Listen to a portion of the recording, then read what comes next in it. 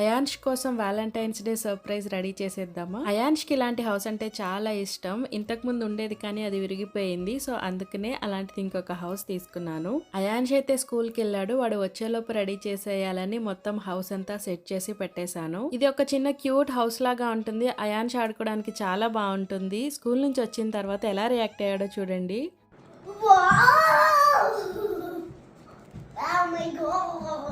చాలా డేస్ నుంచి అడుగుతున్నాడు ఇది కావాలి అని. అందుకనే అంత ఎక్సైట్ అయ్యాడు చూడగానే. అసలు ఫుల్ హ్యాపీ అయిపోయాడు. ఇంకా స్కూల్ నుంచి రావడం డైరెక్ట్ గా అందులోకి వెళ్ళి కూర్చుని ఆడుకుంటున్నాడు. మమ్మీ నాకు న్యూ హౌస్ గిఫ్ట్ గా ఇచ్చారు, నాకు సర్ప్రైజ్ గా ఇచ్చారు.